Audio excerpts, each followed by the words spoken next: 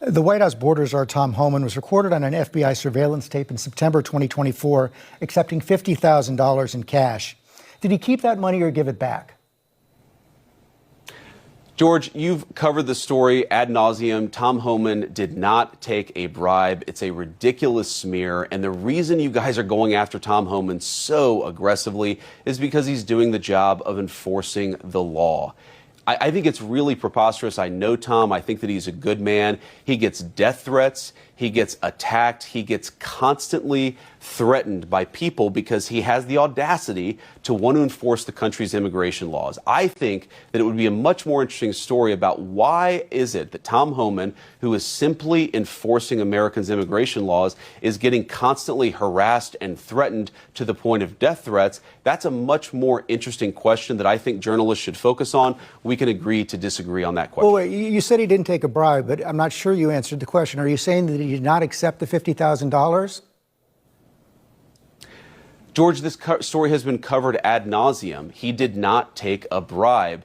Did he accept $50,000? I'm sure that in the course of Tom Homan's life, he has been paid more than $50,000 for services. The question is, did he do something illegal? And there's absolutely no evidence that Tom Homan has ever taken a bribe or done anything illegal, which is why he's working in the administration. I'm asking you, did he accept the $50,000 that was caught on the surveillance tape? Did he accept that $50,000 or not?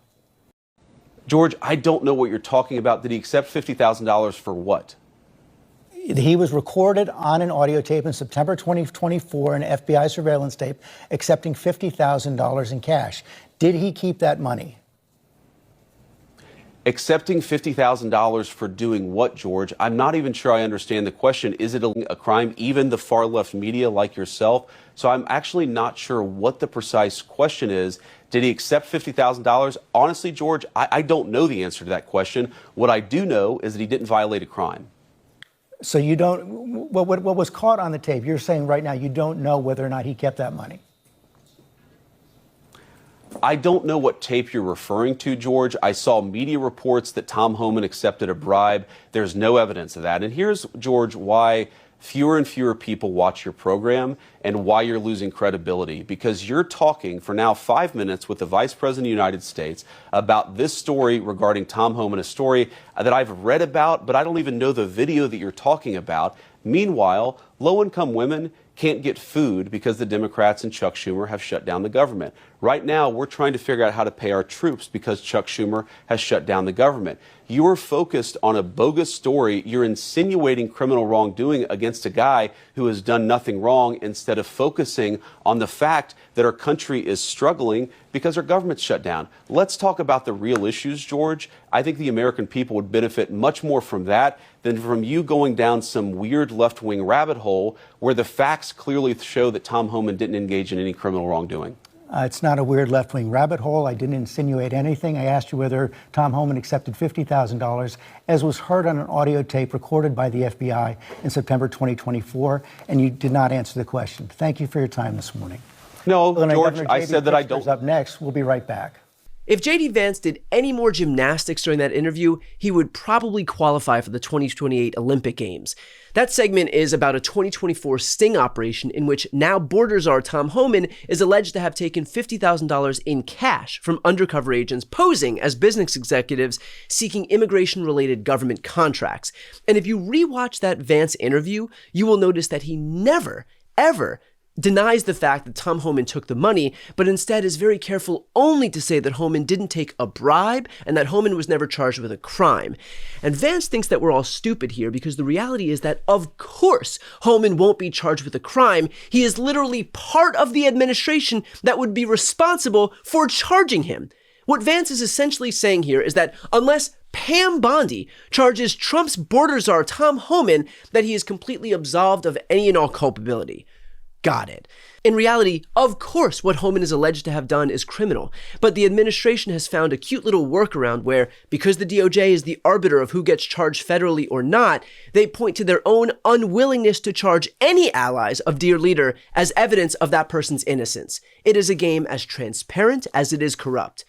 You'll notice too that Vance says that Homan is a good man and that he gets death threats, and that's all well and good. But being a good man does not absolve you of culpability if you took a bribe. Getting death threats does not absolve you of culpability if you took a bribe. And Vance knows that. But he also knows that Republicans thrive when they get to curl up in the fetal position and play victim. And that's what they're doing right now. Tom Homan is accused of taking $50K in straight cash to corruptly give business executives work paid for by US taxpayers, and somehow Vance has made the perpetrator of that crime out to be the victim. Frankly, that would be impressive if it wasn't so fucking disgusting. And at one point, Vance even says that over the course of Homan's life, sure, he's taken $50,000. I mean, my God, have you ever seen someone who treats the viewers as stupider than JD Vance does right here? The question was not, has Tom Homan received $50,000 over the course of his lifetime? It was, did Tom Homan accept $50,000 in cash during this sting operation? And the fact that Vance is answering literally every question other than that one is pretty damn revealing unto itself. But here's the good news. While the Trump administration is perfectly content to obfuscate the facts, independent organizations outside of the government that don't answer to Dear Leader Trump are now working to get that footage of Tom Homan taking that bribe released to the public. An org called Democracy Forward has submitted a FOIA request, a Freedom of Information Act request, to release that footage. Here's the CEO of Democracy Forward discussing that effort during our recent interview. So as soon as the reporting came out, we filed a Freedom of Information Act request, wanting to see the tapes as well as other documents and information around what is going on with this probe, why was it stopped. This is very concerning, should concern all Americans. And we are waiting for the government to respond. They have not responded. And, you know, if they don't respond adequately within the next 20 days, we will go to court. And how confident are you that the administration won't try to use some exemption to prevent these tapes from being released? And on top of that, how confident are you that the administration hasn't or won't just destroy the tapes if they do have them in their possession? You know, we filed thousands of these types of requests since Inauguration Day, and it brought hundreds of cases in court. And this administration tries to use every tool they have to stymie the American people's ability to know what they're doing. So I'm quite confident that the administration will try to use every tool it has to keep this information from the American public. But what we've been able to see is that our strategies of using the courts, forcing the process, has been able to produce good information. And so we're going to fight whatever they come back with. They really don't have a basis to deprive the American people of this information, and we're confident that the courts would see it that way. So here's what's true. If you want to find evidence of criminality in this administration, you don't have to look further than the instances where they fall over themselves to cover it up. Where there is smoke, there's fire. And JD Vance is learning the hard way that his denials are only making the criminality here even more apparent. Before you go, if you enjoyed this content and you want to see more and support independent media, please subscribe to this channel. The subscribe button will be right here on the screen. But second, the reality is that we are now in a political environment where this administration can lean on any of the social media platforms to suppress certain voices if they don't like critical coverage.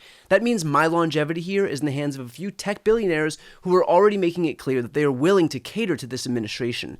To that end, signing up for my newsletter is a way for me to reach you directly if that ever becomes necessary. I'll put the link right here on the screen as well, so please sign up. It's free, but there's also an option to do a paid subscription if you'd like to support me and my team. I really appreciate it. Thanks so much for watching.